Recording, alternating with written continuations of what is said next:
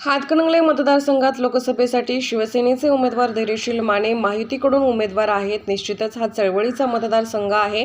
चळवळीच्या माध्यमातून आम्ही काम करत होतो, म्हणून तो मतदारसंघ मागितलेला होता। दिलेला शब्द पाळणे माझे मी कर्तव्य समजतो। माझी एकलव्याची भूमिका आहे। ही भूमिका मला किती वर्ष निभवावी लागणार माहीत नाही। देवेंद्र फडणवीस या व्यक्तिमत्वाचा एकलव्य आहे। निश्चितपणे महायुतीच्या उमेदवारासाठी मी प्रयत्न करेल।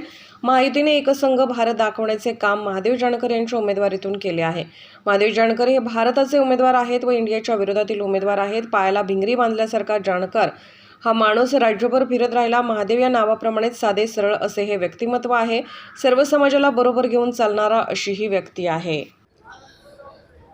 हातकणंगले लोकसभेच्या जागेच्या संदर्भामध्ये महायुतीकडं रयत क्रांती संघटनेला जागा मागितलेली होती। त्या ठिकाणी आता शिवसेनेचे उमेदवार धैर्यशील माने हे महायुतीकडून त्यांचं नाव आता जाहीर झालेलं आहे। निश्चितच तो चळवळीचा मतदारसंघ आहे। त्या मतदारसंघामध्ये गेली अनेक वर्ष चळवळीच्या माध्यमातून आम्ही काम करत होतो, म्हणून तो मतदारसंघ मागितलेला होता। परंतु मी एक बोलेन की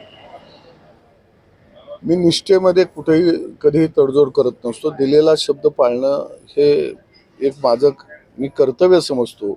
आणि देवेंद्र फडणवीस यांनी त्या ठिकाणी मला सांगितलं की आपल्याला जो आम्ही उमेदवार देत आहे त्यांच्याबरोबर काम करावं लागेल। निश्चितपणानं आज माझ्यावरची जी काही माझी भूमिका आहे ती एकलव्याची भूमिका आहे। आणि त्यामुळं एकलव्याची भूमिका किती वर्ष मला निभावी लागणार आहे मला माहीत नाही। परंतु जरी एकलव्याची भूमिका मला साकारायचा वेळ किंवा प्रसंग आला असला तरी मी त्याच्यामध्ये सुद्धा समाधानी आहे। मी एवढंच म्हणेन की मी देवेंद्र फडणवीस या व्यक्तिमत्वाचा एकलव्य आहे। निश्चितपणानं महायुतीच्या उमेदवारासाठी मी तिथं प्रयत्न करेन। मी भारतवासी लोक असा म्हणणारा कार्यकर्ते आहे। या भारताच्या मातीमध्ये जन्मलेला माणूस तो पूर्वेला जन्मो, पश्चिमेला जन्माला येऊ किंवा उत्तरेला येऊ, दक्षिणेला येऊ, तो भारताच्या मातीतला आहे। आणि भारत एकसंघ टिकवण्याचं काम हे प्रत्येक भारतीयावरती आहे। आणि भारतीयाच्या मनामध्ये एक तो अभिमान आहे की माझा भारत हा एकसंघ राहिला पाहिजे। आणि म्हणून मला वाटतं की महायुतीनं एकमय भारत दाखवण्याचं एक मोठं काम महादेवराव जानकरांच्या उमेदवारीतून केलेलं आहे। ज्यांना या देशामध्ये दोन देश आहेत, एक इंडिया आहे आणि एक भारत आहे। त्यामुळं इंडियावाल्यांना भारताविषयी कधीच स्वाभिमान वाटलेला नाही, गर्व वाटलेला नाही। आणि म्हणून मला वाटतं की महादेव जानकर हे भारतातले उमेदवार आहेत आणि इंडियाच्या विरोधातले आहेत।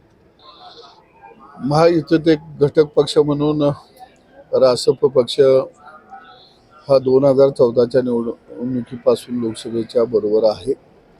आणि महादेव जानकरांच्या बाबतीत बोलायचं झालं तर एक फकीर माणूस म्हणून खऱ्या अर्थानं त्या माणसाकडं बघावं लागेल की पायाला भिंगरी बांधल्यासारखा तो माणूस राज्यभर फिरत राहिला सर्वसामान्य जनतेसाठी।